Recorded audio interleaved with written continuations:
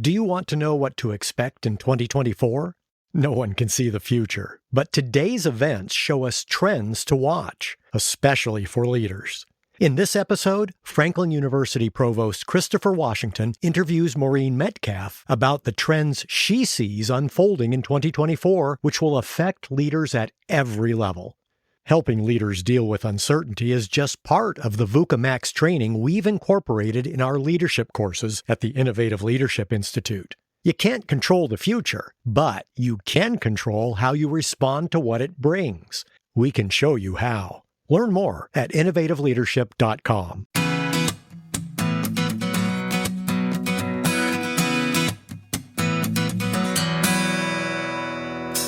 Welcome to Innovating Leadership, Co-Creating Our Future. I am typically your host, Maureen Metcalf. But not today. Today, I get to introduce you, Maureen Metcalf, as my guest for the 2024 Trends episode. And I'm Christopher Washington, your host for the show. I'm excited to talk to you about this Trends show because you have been a guiding light for a number of years based on the interviews that you have with leaders and thought leaders who offer insights on the challenges of our particular time, challenges that present themselves as either hurdles or opportunities for our listeners. And so this year, I'm just excited to learn more about the trends that you've identified for this year. I have to tell our listeners that it's a unique thing for us to focus on trends. Every generation has had their particular share of challenges. In the 1920s, there was the Great Depression, stock market crash, banks that failed, economic hardships that leaders had to deal with during that time. In the 1970s, there was the emergence of stagflation, a combination of stagnant economic conditions and high inflation, which challenged leaders to grapple with the complexities of managing cost and production and prices in an environment of an economic slowdown and rising inflation. I'm curious to know the ideas that we face today from your perspective. But what would you tell your listeners in anticipation of hearing these trends, why it's beneficial for them to understand what these trends are and what they need to do about them? In working with leaders, I use trends with every client. And I would say it's a couple of fold. One, as we're looking at how do we develop ourselves as leaders and continue to evolve, I have to evolve to meet the changing conditions. In an AI forward future, I'm going to need to amplify things like how I work with humans and know where I can offload things I used to do to my AI machine friends. So that's the leader side. On the business side, there is the strategy of how do we run our business in the context of what's changing and evolving. And I think as strong leaders, we need to understand both how I need to lead differently, but also how my organization stays ahead of the changes that we're seeing so that I can ensure we stay relevant. And the example I'm using with AI is I have a normal car. My next door neighbor bought a turbocharged car. When we go out and race each other, that car gets ahead of me at an increasing rate. I will never catch up. Even if I later get a better car, I can't close that gap because the gap has continued to expand. So for leaders understanding the trends about where the business environment is going, if I allow my competition to get too far ahead of me, I can no longer remain a solid competitor in the race. So these trends give us a sense of the prevailing direction in which companies are moving and enables these leaders to adopt strategies to effectively address and to keep pace with these changes in our world. And I would add to that also manage the risks, because some of these are risk related, like changing environmental conditions and degradation. That poses a risk, especially for companies like insurance companies. Less about the opportunity and more about risk management. Maureen, if you don't mind, I'd love to share with our listeners and remind them of the trends you identified last year, and I'd like to get your take on them. I think personally they were right on the nose, but why don't we start out with AI? You said that there would be a growing investment in artificial intelligence and in domestic chip production that could lead to new business opportunities. That was one of the trends you noted. And that was before GPT had come out and gained popularity. I think that we're moving at a pace beyond what I had imagined. A more rapid pace of adoption of these technologies, which is leading to a shift in wealth distribution. Absolutely. Which you pointed out. You also mentioned that there will be a greater focus on sustainability and energy security, challenging us to assess and manage our consumption and costs related to energy. And we're continuing to see, especially in countries like China, an acceleration toward EVs. And surprisingly, the most recent report I heard was that China is coming online with solar power and wind power at a rate beyond any other country. Now, they're also moving online with more petroleum-based power. So they're just having larger power requirements. But my understanding is the rate of adoption of sustainable energy is beyond what anyone anticipated. And so in a way, they're modeling what's possible for other advanced economies. Of your trends, the 5 trends you mentioned last year, this third one, inflation and food security, will continue to affect nearly every aspect of our lives. Boy, has that been a true statement. This notion of inflation and what that's meant for us over the past year. You challenged us to think about creating offerings as leaders that appeal to budget-conscious consumers. One of my clients is a value-based hotel, and they're doing well because they market to consumers who are budget-conscious. The fourth trend you mentioned last year was that there was a lot of shifts in workforce demand and challenges related to the Great Resignation and quiet quitting. I wondered if you want to talk a little bit about that. So we are seeing a shift in power now with organizations downsizing and investing in AI. So I would say actually shifting their labor force. I still think we have a large level of disengagement, quiet quitting, and quiet firing from the organization side. And balancing that with things like mental health challenges, we will revisit workforce dynamics again this year. And lastly, you suggested that there will be an increased need for leadership development this past year, encouraging us to really think about preparing the next level of leadership in our organization to deal with a VUCA environment: volatility, uncertainty, complexity, and ambiguity. And I would say that's absolutely still right on. We're also seeing in some industries retirement at an accelerating rate. Chemical manufacturing is seeing an accelerating rate of retirement. And so elevating the next level of leaders and also elevating leaders who think differently than their predecessors did because the environment's different. Not to minimize that what their predecessors did in different times was appropriate for that time. We now need to lead differently. And in fact, we've just published a book on leading in the age of AI to address what we think is different. Reflecting back on 2023, we're now in December. Were there any surprises or unexpected developments that either reinforced or challenged your initial assessment on these 5 trends? We didn't anticipate the war in Israel, so Israel and Hamas. I think that's created an increasing level of uncertainty, geopolitical instability, wondering what's going to happen in Lebanon and Hezbollah and what are the alliances, and also what's happening with the BRICS bloc, so Brazil, Russia, India, and China, and are they gaining power based on the shifts in geopolitical conditions? Well, now that's interesting because I believe as we start to unveil your 2024 trends, there's something to be said about this in those trends. So we'll come to that. Let's turn our attention to this year's trends and the tensions you anticipate they would create. This year, you talk about tensions. Could you explain why you sort of shifted to account for the tensions that these trends create for leaders? In the past, we've talked about the trends as something to conquer. Either I manage the risks or I conquer the opportunities so that my organization can perform better than competitors. I think in some cases, these are areas that conquering won't address, that we're really navigating much more complex issues. If I look at the nuance of the issue, I need to be managing several facets of an item to really succeed. Yeah, it's an interesting perspective for leaders to be able to think about. We are going to encounter tensions. How do we resolve them? How do we manage them? It's what our responsibilities are as leaders. We're taught as leaders, we're supposed to be able to fix problems, make good decisions, and bring closure to things. There are a lot of things that we can't necessarily bring closure to. And so let's look at geopolitical conditions. 55% of CEOs are now saying that conditions that are impacting their business are outside of their control. They don't control as a CEO what happens in the Ukraine or what happens in Russia or what happens in Jerusalem. And yet they need to manage the uncertainty, understand the scenarios, and be prepared to pivot.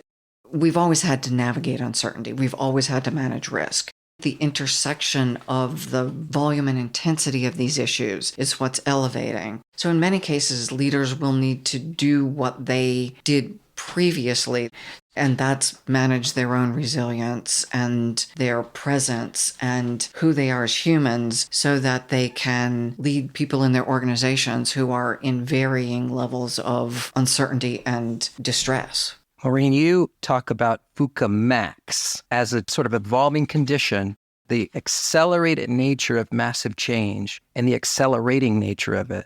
And I think that principle is reflected in your first trend. So we have 7 trends we're going to cover. Your first one talks about artificial intelligence taking center stage, that there's this massive adoption of artificial intelligence and technologies that are flowing from this accelerated advancement of our computing power. It's sort of growing exponentially. I think it's Moore's law is sort of a basic concept here, that technology is advancing in shorter life cycles. How do you see this trend of artificial intelligence taking center stage and the impact of that? If we think about the range of areas and the stats we hear, things like 80% of some jobs will shift dramatically.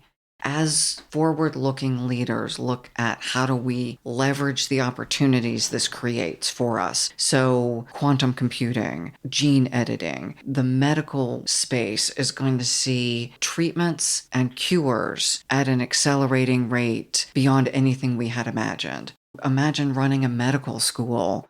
How do you keep up with what you're teaching given the accreditation process? It's going to be a different world in a couple of years if it isn't already. Yeah, I'm hearing you say that there can be some tremendous benefit to improving the human condition and the lives, but that there are challenges in adoption, sometimes systemic, bureaucratic, etc. What kinds of tensions do you anticipate this will create? This explosion of AI in its use for leaders and managers today? One is, how do I experiment, but also follow solid processes? I can't agilize everything, if agilize is a term. If I'm reporting to the SEC, I can't just make up new processes this week using some new AI tools and hope they're right. And there is some amount of rigor. If I'm doing anything that is EPA related or food safety related, there are all kinds of fields where a level of process discipline and reporting is just absolutely required, and bringing AI and computing power on will change over time. But I also need to manage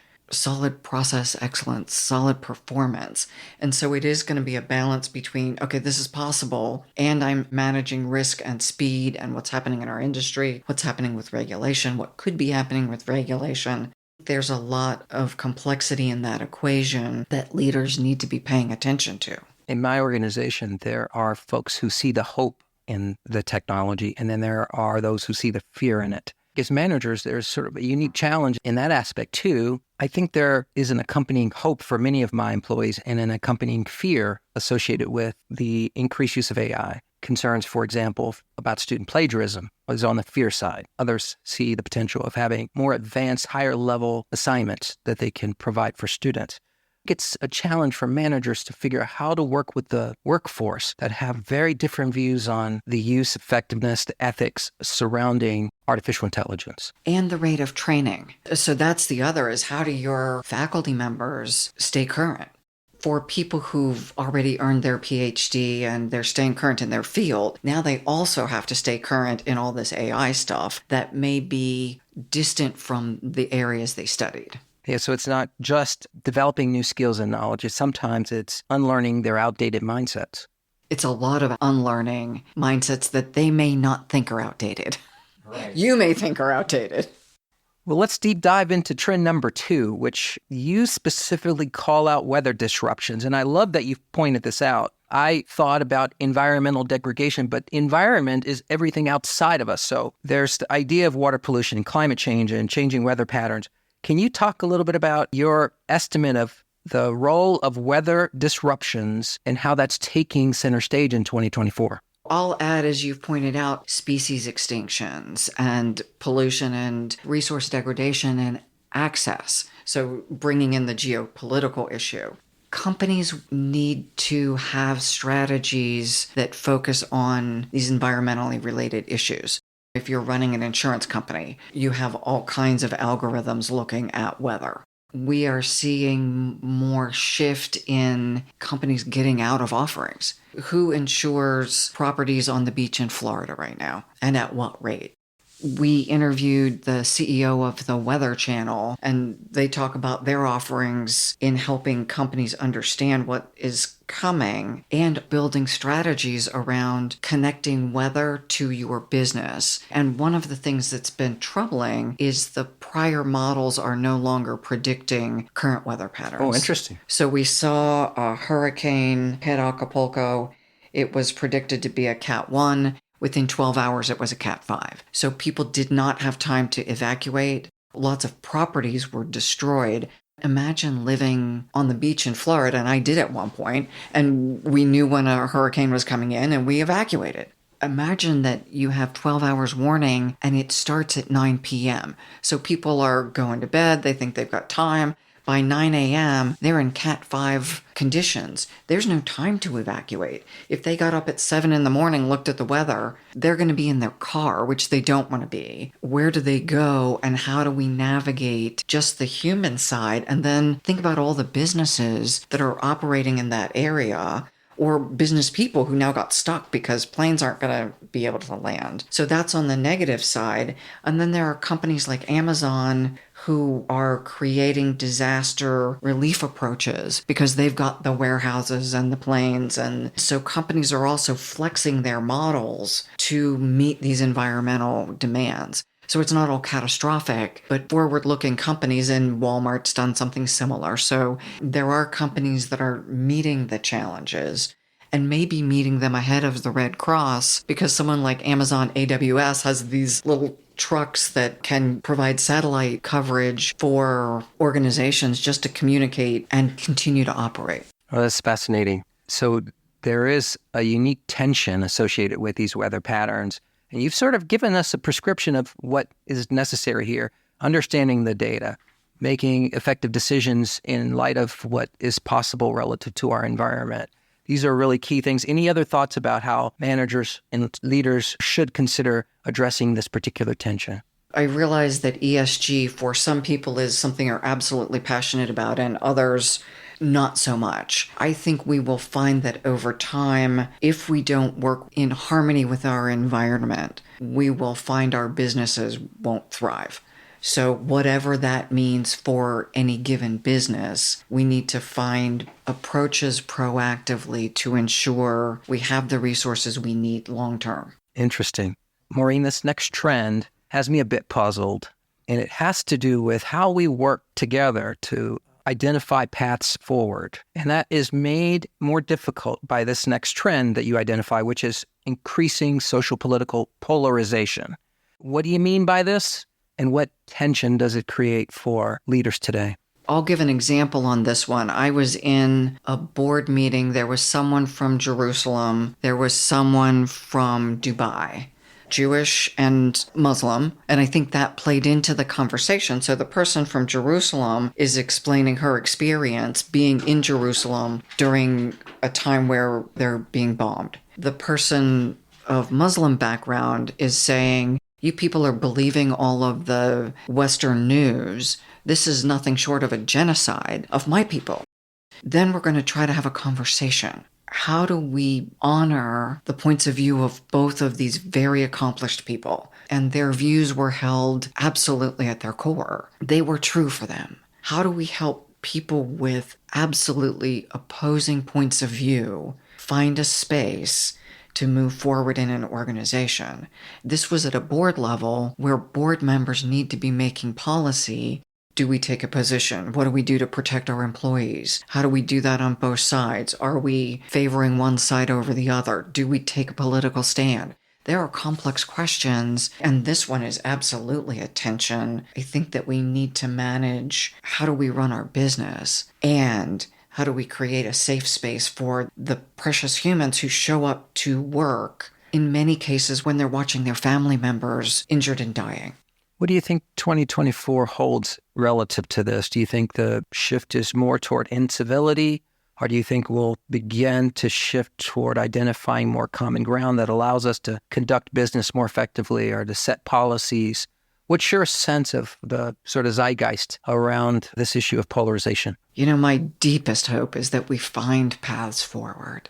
As a business community, as a group of human beings, we have to be able to coexist. We've got interesting people doing work in the space of peace. We interviewed a young man who was a child soldier in Rwanda, and this young man is now getting his PhD in peace studies. It is possible for people to move beyond, and I think this young man is one of the most exceptional people I've ever met. My hope is that we as leaders bring every bit of our skills to the table to help the people in our organizations. That's the access I have. I can touch the people that work within my organization, model understanding, listening, and knowing that I'm running a business, not a social service organization.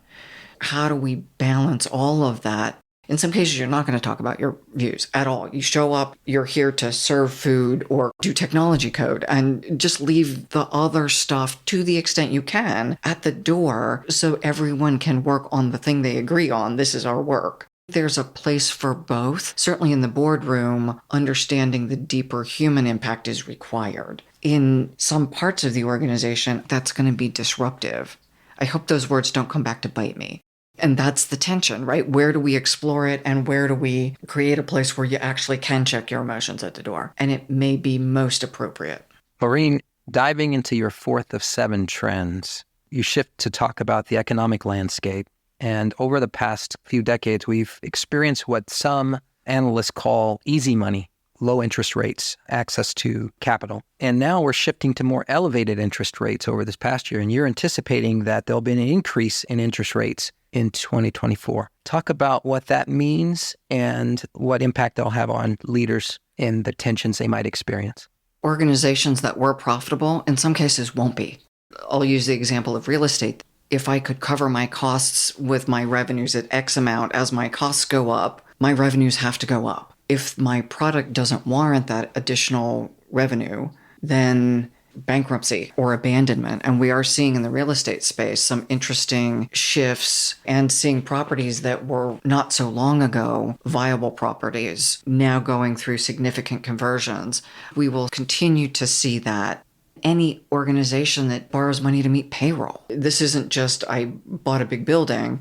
If I finance ongoing operations, it has become more expensive, and I need to consider where I'm placing my bets now more carefully. What opportunities do I invest in? The internal rate of return has just gone up because the cost of interest has gone up. So projects and products that would have been approved previously won't now. Yeah, you're going to have to be a little bit more selective in making decisions that require borrowed resources. And how does that drive innovation? If I can't afford to innovate, I'm impacted. That's right. Trends 5 and 6 have a common theme for me, Maureen, and it has to do with the changing nature of workers' work in the workplace. Trend 5 specifically talks about work-life demands. What do you see as changing related to work-life demands over the next year, and what tensions will that create for leaders? Here I want to say what I've seen in this year. Everyone I work with seems overwhelmed. We used to go through cycles. I have a big system implementation. I know I'm going to be all out for X number of months, and then I get a break. People are just frazzled. There is no break. But shouldn't AI make it easier for people? We're reading about 3-day work weeks and 4-day work weeks. Right. That day may come. In my planning horizon, I have not cut our schedule back to 4 days a week next year. I'm old enough to remember when they said email was going to save me time and I'd have to work less as a result. And it ended up doubling my workload and people having more access to me. And probably more than that now. Yeah, I was in finance and we would do, 1 or 2 analyses. Now we do thousands. I am not currently seeing a decline in workload. I'm reading a lot about it. As AI comes online, as it becomes more routine, that may happen. But I think there's a lot of angst and anxiety in the learning process for all of us to figure out, what are we unlearning? Do I feel safe? Am I going to have a job? There's a lot of anxiety between here and a 4-day work week. which puts pressures on leaders and managers to figure out how to balance, or is it a balance? What can I do as a leader or manager to affect work life of my employees? I think it's something we have to look at. Am I creating the conditions for my people to be mentally healthy, physically healthy? As a cost of entry, I should create an environment where people, when they walk out of my organization at the end of next year, they're not sicker and more depressed than they were this year. There are certainly exogenous things that happen, but I would like to make sure my workplace is not causing people to get ill. Your Trend 6 addresses another aspect of changing nature of workers and work in the workplace.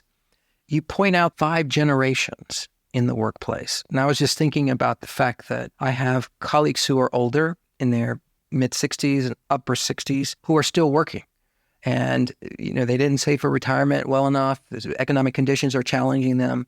And so they're in the workplace with 21-year-olds now. Very diverse group of employees. What kind of challenges does that present to managers and leaders today? I was talking to someone last night at a foundation event, faculty member at a local university, and she's in her late 70s, I believe. So you've got 20s to 80s. That's 60 years of difference. Different perspectives and histories and mindsets. Worldviews, experience, all of that creates the opportunity for more robust solutions, acting with grace. How do we create the conditions where we act with civility and respect? You're not those old people who are out of date, and you're not those kids with no experience, whatever the variation is. And one of the comments you made earlier was also immigration. If we think of climate migration, we're going to see a lot of people displaced and a lot of people in our workforce who are dealing with emotional challenges if their home has now been flooded and they'll never be able to go back. They may speak different languages. They may be from different countries and different sets of experience. So how do we meld all of these uniquenesses and create workplaces that work for the humans that inhabit them and for the business to be profitable? I think that's a tension that's going to become more complex before it becomes less complex. That's a dynamic that many tribal communities held, where there was a tremendous amount of value for the elderly, as well as real commitment to transferring ideas about the culture and the community to the young people. It can be a very interesting place if you have the ability to manage this tension. Respecting elderness and elders respecting the role of cultivating our youth, I think, is maybe a mindset we have lost. Earlier in our interview, you mentioned the role of global affairs and how that can impact local decision-making within organizations, even domestically within our organizations. In trend number 7, you point this out very explicitly by pointing to the idea that geopolitical uncertainty and shifts in sort of global relationships and domestic priorities can impact managers, leaders, and the kind of decisions they make. Can you talk a little bit about that and the tensions managers are likely to experience as a result of geopolitical uncertainty? We hit this in a prior conversation as well regarding the polarization, and I think this builds on that piece. From a business side, trends of reshoring manufacturing, CHIPS Act, new alliances. We talked a little bit about the BRICS alliances. Yes. And I think we will see businesses making decisions about where production is managed in conjunction with government funding. I was in the computer industry in the 80s in contracting. We had to meet Made in America requirements for government stability, that we had to have a certain amount of technology produced here. So if there was a war or discord with other countries, we would have the internal capacity to thrive. We're moving back to some of that now as our alliances are realigning, and some of the countries that we've counted on during your and my work lives may not be as stable from an alliance perspective. That shifting make different business decisions over the next year and beyond than we may have made 5 years ago. If I'm a listener, I'm probably thinking, wow, 7 trends. These trends taken together are a bit overwhelming. It wouldn't be a Maureen Metcalf interview for me if I didn't tap into the question, how do I take care of myself in this? What's the idea about me as a leader addressing self-care or cultivating my own resilience? Let me say a little bit about what I do, because that's the easiest way to answer. I have become something just short of militant about self-care. So I do yoga regularly. I see a chiropractor. I meditate. I use a meditation software to help me move into theta brainwave state. I watch my food. I'm probably on the extreme side, but I would also like to work into my 70s. If I am going to do that, I don't want to fall across the finish line like a broken down car that there's nothing left. Oh, wow. Right? So, the image is you maintain what you've got because it's the only one you got. And I'm on the later end of productivity, and I want to make sure I stay there, stay highly productive. For anyone who is leading people, the requirement for us to be physically, emotionally, I'll say spiritually present with the precious souls in front of us. At the same time, manage these significant tensions and requirements of stewardship of the enterprise. And for any of our listeners in that role, that's a massive amount of pressure. If you're not waking up in the middle of the night on a regular basis, you're doing something that I want to learn about. Because most of us have nights that we just either can't get to sleep or can't stay asleep because the volume that we are carrying is significant. The responsibility for the people who count on us to make good decisions to feed their families. That the products or services we produce allow them to stay in business. And all of these trends and hundreds more are things our leaders are balancing every day. And many of them don't have the self-care practices. They don't have the option. In some cases, just I can control my schedule a little bit more, and I do the best I can to make sure I get yoga in before I come back to work. It's not like I get to, hang out in my pajamas all evening and frolic. I'm still working, but I am now prioritizing differently the fitness. I was thinking, I'm just delighted that you constantly remind me and your listeners how important it is to take care of ourselves. I love to walk my dog, for example. It just gives me a bit of peace of mind during a sort of difficult day. But our listeners, they may have a whole range of other things that enable them to find that peace or homeostasis for themselves. And so I suspect that all of us, given your trends, will be called on to dig a little deeper and to make challenging choices, but we can't forget to take care of ourselves. What else do you do? I know you have a family that you cherish and get to spend time with. I do think eating properly, spending time with my children and family is something that makes me well. And having a very stable team that I pour into their development, am enriched by their experiences and presence and sort of temperament, that helps. Surrounding myself with people who are of a good temperament is really important to me. As you say that, I am remiss in not mentioning both my partner, Mike, and my colleague, Dan, and our entire team. Having people around us that are positive, supportive, find opportunities to see the good in the world rather than continually complaining makes my life fun. As challenging as the environment looks, and I'm afraid that as I talk about this, I sound like I'm predicting the world of Mad Max or something, and I'm not. I'm actually really optimistic that for many people will be a very challenging year. We're experiencing a lot of transitions. Imagine if quantum computing and AI can solve your parents' dementia issues, or your siblings' cancer diagnosis, or help people who have fertility problems have children. There are so many opportunities for people who couldn't get good jobs because they couldn't afford education. Now we're looking at how does AI help people get access to really decent jobs. And there are solutions that will come online in every facet of society's problems. The opportunities outweigh the risks if we are mindful and leading well. If we are not mindful and leading well, we can go down a really negative path, and some people will. Maureen, I appreciate you heightening my mindfulness about what's around the corner. I'm walking away from this interview a bit more optimistic and filled with purpose around what I need to be doing as I encounter 2024 in supporting my people and the organization. I'm delighted to have the opportunity to be your host today and to have the opportunity to turn the tables on you and interview you on the wisdom that you've gleaned from all of the folks you've interviewed over the years. Thank you. And let me ask you a question now. I get to be Yes. host again.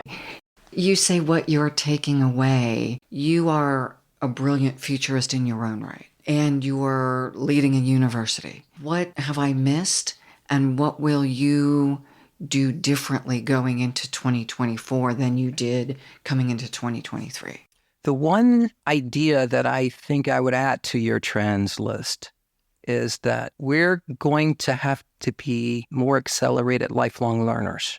The nature of learning is shifting in that people can learn on YouTube, they can learn on Twitter, they can learn through a variety of means. There are emerging organizations that are providing structured learning experiences for people.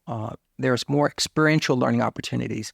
I think that shift that those of us in post-secondary education will have to account for more sources and means of learning and build that into stackable learning opportunities for individuals, recognizing that a person with a PhD may come back for a certificate in analytics, and a person in analytics might want to stack their credential to a bachelor's degree and then on to a master's. We're going to see people coming in and out of these educational pathways given the demands in the environment for learning and new evolving domains of learning that are going to be necessary. And you're doing a lot already in your institution to bring that forward. Absolutely. It's a priority for us to think about how we match what we offer to the complexities of the learning ecosystem today. Years ago, I was involved in a program that looked at what was happening in the economic demands, the workforce trends, and what was happening in universities. And back then, what we learned was universities couldn't meet the demands quickly enough because of accreditation requirements. It wasn't that they didn't want to, just structurally they couldn't. And at that point, we didn't have certificate programs like this. So this certificate path allows us to quickly help people either retool or tool, especially for folks who may not have the means to go get a full degree. Some employers can't wait 4 years to upskill their workforce. So there's been an increased value toward micro-credentials and professional certification and certificate programs. We see a jump in these programs being offered at universities today. I think the National Clearinghouse, which tracks data on enrollment in education programs, noted a 9.9% increase in certificate programs, whereas bachelor's degrees were like 0.3% increase. So much more popular, increasing value perceived by employers because of the time to reach mastery and the cost. For employees, it's less expensive to go through these programs and they can demonstrate skills. And so we have to think about how we incorporate these more into our degree offerings and path people to more advanced education. There's one other things universities provide in doing this that individual companies can't necessarily. Anyone can start a training program, and lots of people do. And some of them are absolutely brilliant, and some of them are absolutely crap. You've seen them, I've seen them, probably most of our listeners have seen them. By going to a university for a credential, there is some level of academic integrity and academic credibility built into the system. We spend a lot of time assessing what learners know it and are able to do. That assessment and the feedback associated with these experts who provide that feedback really makes universities very distinctive. And then we have, in addition to that, the roles of research, scholarship, service, other aspects that contribute to society, but we're dedicated to knowing what's changing in our world, incorporating that into a curriculum, making it relevant, and ensuring that individuals who go through a program of study achieve a certain level of mastery or competence as assessed by the faculty. As assessed, period. Yes, as assessed. Assessment's a big part of what we do. Well, and again, comparing it to, and we offer training programs, so I don't want to say that don't come to us, but the idea that when we're buying training, we need to ensure that we have a mechanism to assess, does someone get better? Makes the outcome of the program more powerful when you can do the assessment. Absolutely. And so bringing that back to the trends, as we look at the volume of change, the VUCA Max piece, all of us will need to find avenues to stay current, whether it's listening to this podcast or reading blogs, going to YouTube. probably most of us will also be going to university programs for additional certifications. Well, we certainly hope so. And we want to be there. I'm working with our faculty to make sure that we're keeping pace with what's changing in our world. We have regular forums, for example, to talk about AI and what that will mean for teaching and learning and professional practice, and even our own administrative processes. All of this is really important to us because we're anticipating maximum accelerated exponential growth, the VUCA max. We're anticipating it and preparing for it at the university. Christopher, it is such a delight to get to talk to you, which we do over a glass of wine, but to share this with our listeners, because these are the conversations that I think enliven both of us. And we will have a jointly written blog attached to this podcast for people to read more in depth about the trends and tensions. Always a pleasure, Maureen. I'm just delighted to bring the audience into our conversation. Thank you. And to the audience, to our listeners, please like and share and comment on this and all of our podcasts.